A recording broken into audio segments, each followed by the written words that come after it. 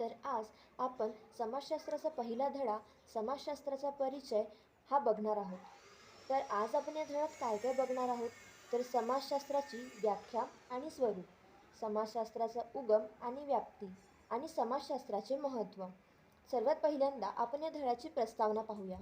पहिल्या प्रकरणामध्ये आपण समाजशास्त्र ही एक स्वतंत्र विद्याशाखा कशी आहे हे शिकणार आहोत. समाजशास्त्राचे स्वरूप आणि व्याप्ती याचा विद्यार्थ्यांना परिचय व्हावा हा या प्रकरणाचा उद्देश आहे. युरोपमधील 18व्या व 19व्या शतकातील सामाजिक, बौद्धिक परिस्थिती आणि समाजशास्त्राचा उगम यांच्यातील परस्पर संबंधाचा अभ्यास करण्याचा प्रयत्न या प्रकरणात केला गेला आहे. एक विद्याशाखा म्हणून समाजशास्त्राचा उगम युरोपमध्ये झाला. समाजशास्त्र ही एक स्वतंत्र विद्याशाखा म्हणून 19व्या शतकाच्या मध्यात उदयास आली.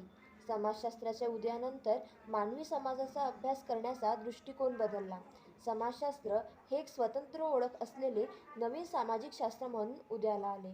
म्हणजेच 19व्या शतकाच्या पहिले समाजशास्त्र ही एक विद्याशाखा अस्तित्वातच नव्हती. समाजशास्त्र म्हणजे काय हे लोकांना माहीतच नव्हते. पण 19व्या शतकाच्या मध्यात जेव्हा युरोपमध्ये ही विद्याशाखा निर्माण झाली तेव्हा सर्वांना समाजशास्त्राचा परिचय होऊ लागला. समाजशास्त्र हे प्रामुख्याने मानवी समाजाचा अभ्यास करते, म्हणून समाजाचे शास्त्र अशी त्याची ओळख निर्माण झाली. आता समाजशास्त्र म्हणजे काय तर त्याची फोड केली तर आपल्याला समजून येईल की समाजाचे शास्त्र म्हणजे समाजशास्त्र. म्हणजेच समाजशास्त्र हे समाजाचे म्हणजेच मानवी समाजाचा अभ्यास करते, म्हणून याचे नाव आहे समाजशास्त्र. तर समाजशास्त्र हे एक सामाजिक शास्त्र आहे, त्याची ओळख आहे. म्हणूनच आज जगात सर्वत्र समाजशास्त्राचे महत्त्व आणि व्यावहारिक उपयुक्तता निर्विवादपणे मान्य होत आहे. समाजशास्त्रात मुख्यत्वे करून मानवी जीवन, मानवी क्रिया यांचा अभ्यास केला जातो. मानवी समाजाचा उदय, विकास आणि मानवी समाजाची संरचना आणि कार्य यांच्या अभ्यासाला महत्त्व दिले जाते.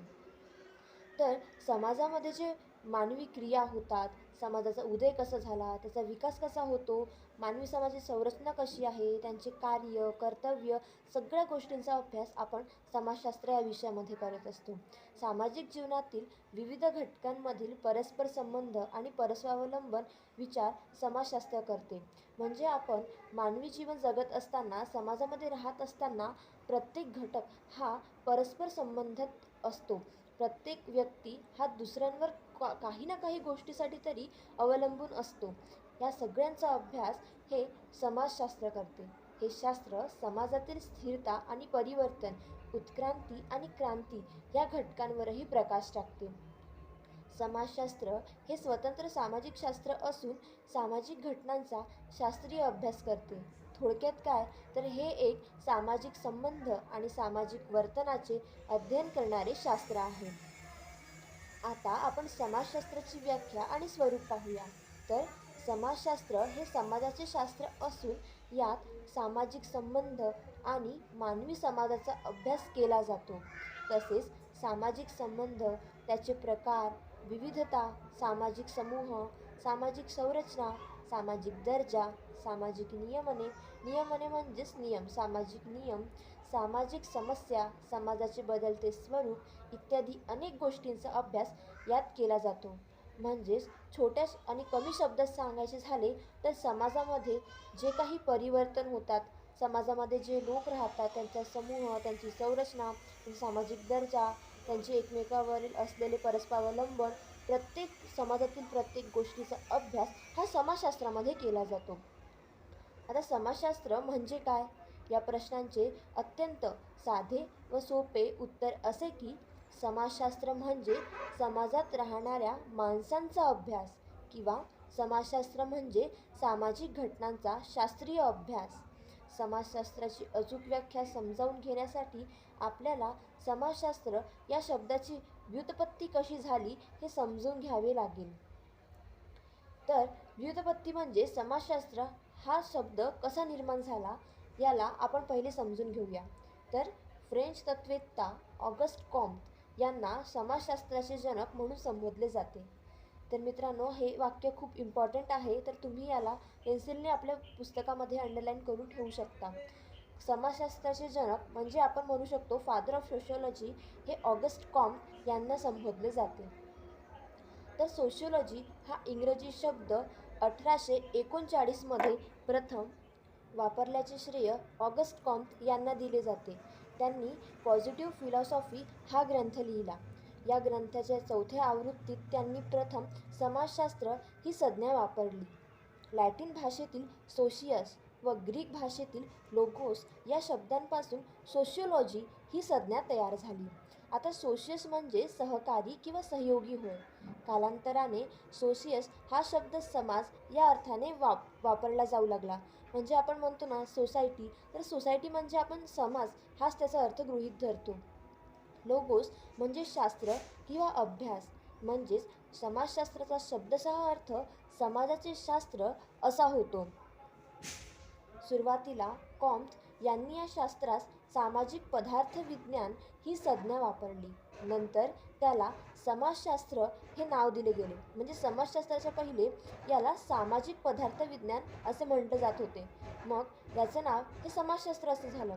त्यांनी सामाजिक घटनांचा शास्त्रीय पद्धतीने अभ्यास करणारे समाजशास्त्र हे नवीन शास्त्र शोधले. म्हणूनच ऑगस्ट कॉम्ट यांना सामाजिक शास्त्राचे म्हणजे समाजशास्त्राचे जनक असे म्हटले जाते. आता अनेक समाजशास्त्रज्ञांनी समाजशास्त्राच्या अनेक व्याख्या केल्या, तर त्या व्याख्यांचा अभ्यास आता आपण करणार आहोत. तर सर्वात पहिली व्याख्या होती समाजशास्त्राचे जनक ऑगस्ट कॉम्ट यांची. तर ते काय म्हणतात की सामाजिक व्यवस्था आणि प्रगतीचा अभ्यास करणारे शास्त्र म्हणजे समाजशास्त्र. दुसरे समाजशास्त्रज्ञ होते जॉर्ज सिमेर. ते म्हणतात की समाजशास्त्र हे मानवी आंतरसंबंधाच्या स्वरूपाचे अध्ययन करणारे शास्त्र आहे. म्हणजे मानवाचे जे आंतरसंबंध असतात त्या स्वरूपाचे अध्ययन करणारे शास्त्र म्हणजे समाजशास्त्र. आता तिसरी व्याख्या ही ऑक्सफर्ड डिक्शनरीची आहे. तर हे म्हणतात समाजशास्त्र म्हणजे मानवी समाजाचा विकास, संरचना आणि कार्य यांचा अभ्यास होय. या व्याख्यांचे विश्लेषण करताना असे लक्षात येते की बहुतेक समाजशास्त्रज्ञांच्या मते सामाजिक संबंध आणि सामाजिक घटना हा समाजशास्त्राचा अभ्यास विषय आहे. म्हणजेच समाजामध्ये मानवाचे सामाजिक संबंध कसे असतात, सामाजिक घटना कशा घडतात, समाजाचा विकास कसा होतो, हेच समाजशास्त्र आहे. समाजशास्त्र आणि त्याचा अभ्यास विषय यांचे स्वरूप अत्यंत व्यापक व गुंतागुंतीचे आहे. त्यामुळे समाजशास्त्राची एक सर्वसामान्य अशी व्याख्या करता येत नाही.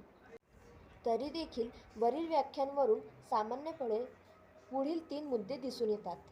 पहिला मुद्दा असा की वरील सर्व व्याख्यांमध्ये समाजशास्त्राच्या शास्त्रीय स्वरूपावर भर दिला आहे. दुसरी, या व्याख्यांमध्ये मानव व समाज यांच्यातील संबंधांवर भर दिला आहे. तिसरा मुद्दा म्हणजे या व्याख्यांवरून असे स्पष्ट होते की समाजशास्त्र हे एक गुंतागुंतीचे शास्त्र असून इतर सामाजिक शास्त्रांपेक्षा वेगळे आहे. आता समाजशास्त्रीय कल्पनाविस्तार म्हणजे काय ते आपण पाहूया. तर समुद्रातील माशांना सागरी जीवशास्त्र किंवा समुद्री लहरींबाबत काही समज असते का? बहुधा नाही. आपल्या बऱ्याच जणांचं या माशासारखंच असतं. ज्या समाजात आपण राहतो व ज्या संस्कृतीचे पाईक असतो तिची नीट समज आपल्याकडे नसते. आपल्या भोवतालच्या परिस्थितीचे आकलन होण्यासाठी सामान्य ज्ञानाच्या पलीकडे जाऊन सखोल विचार करणे आवश्यक असते. आपल्या दैनंदिन जीवनाचा अर्थ चांगल्या प्रकारे समजण्यासाठी समाजशास्त्रीय कल्पनाविस्तार हे उपयुक्त साधन आहे. 1959मध्ये सी. राईट मिल्स यांनी द सोशिओलॉजिकल इमॅजिनेशन हे पुस्तक लिहिले. मिल्स यांच्या मते ज्यांच्याकडे उत्तम प्रकारचे समाजशास्त्रीय ज्ञान असते त्यांच्याकडे एक खास वैचारिक दृष्टीही असते. या समाजशास्त्रीय कल्पनाविस्ताराच्या दृष्टीमुळे व्यक्तिगत जीवन आणि सामाजिक जीवनातील परस्पर संबंध चांगल्या प्रकारे समजतो. मिल्स यांच्या मते आपल्या व्यक्तिगत समस्यांचे आकलन होण्याबरोबरच त्यांना सामाजिक संदर्भ लावून त्या सोडविण्यासाठी लागणारा कृतीशील दृष्टिकोन समाजशास्त्रीय कल्पनाविस्तारामुळे आपल्याला मिळतो.